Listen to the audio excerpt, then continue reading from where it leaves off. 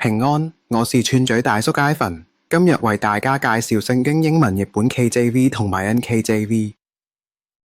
喺1611年，英皇之武士一世揾咗一班學者翻譯聖經，結果就出咗英皇欽定本 King James Version， 簡稱 KJV。呢本聖經影響咗幾百年，唔止喺教會用，仲對英文文化同文學有好大影響。不過時間過咗咁耐，英文都唔一樣啦。啲舊式英文字好多人睇唔明，所以喺1982年就出咗新英皇欽定本 New King James Version NKJV， 想保留反 KJV 嘅氣氛，但用現代人容易明白嘅英文嚟表達。而家就等我哋一齊了解下呢兩個譯本點樣嚟，同埋有咩唔同啦。KJV 同 NKJV 都係用字對字嘅方式，即係盡量逐個字翻譯，保留原文原汁原味。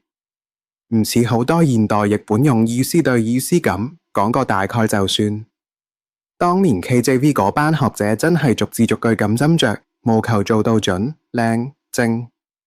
而 NKJV 都跟住呢個原則，只係用啲現代啲嘅英文，咁就更易明，又唔失去原意。KJV 翻譯舊約時用咗1524年出版嘅希伯來文聖經，加埋希列文70士譯本同拉丁文姆加大譯本。新約就用咗1598年嘅希列文版本，呢啲叫做公認文本。NKJV 翻譯舊約用咗現代批判版本，叫斯圖加特希伯來語聖經。新約就同 KJV 一樣，繼續用公認文本。不過 NKJV 會喺注腳寫明唔同手稿有咩分別，幫你睇得更清楚。KJV 以華麗、莊重聞名，用字好有詩意。唔少人話佢有拉丁文咁莊嚴，希列文咁香。NKJV 就保留住 KJV 嘅氣氛，但就去咗啲舊字，例如大、搞，改用現代英文，又加咗段落標題同注腳，方便讀者理解，實用好多。鍾意傳統屬英文嘅人會覺得 KJV 正到爆，而想要保留 KJV 味道但又睇得明嘅人， NKJV 就啱晒你啦。NKJV 啱晒用嚟靈修、查經或者教會崇拜，翻譯又準，讀起上嚟又流暢。KJV 最大賣點係佢歷史地位高，文學影響大。不過啲字太古老，現代人未必睇得明，而且佢用嘅原文手稿，後來發現未必係最準確。NKJV 就係想解決呢啲問題，結合傳統同現代，保留原味之餘又好讀。雖然有人批評佢仲係用公認文本唔夠新，但大部分人都覺得已經係好平衡嘅選擇。例如馬可福音16章9至20節 ，KJV 同 NKJV 都有寫耶穌復活後顯現，但有啲譯本好似 ESV 就會話呢段係後加落去嘅。再例如約翰一書5章7至8節講三位一體嗰段 ，KJV 同 NKJV 有保留，而 ESV 就唔見咗。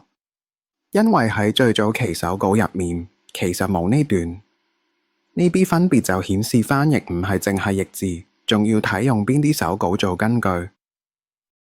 兩本都係形式對等翻譯，文學性強，新約都用公認文本。但最大分別係 KJV 用17世紀英文，而 NKJV 用現代英文。舊約仲用咗更新嘅希伯來文版本，仲多咗注腳幫你查。ESV 都係用字對字翻譯，風格偏正式，佢哋都承認受 KJV 影響。但 ESV 係重新翻譯嘅，唔係修訂版，仲用咗更新嘅手稿版本，所以有啲地方更準確。ESV 英文比較直接，譯明，學術味重，啱晒做深入研究。無論你鍾意 KJV、NKJV 定係 ESV， 最緊要係你讀得明，吸收到神嘅話語。每本譯本都有自己嘅特點同用途，睇你想用嚟做乜，崇拜、靈修、查經定係欣賞文學風格。識得點揀，先可以真正咁進入神嘅話語世界。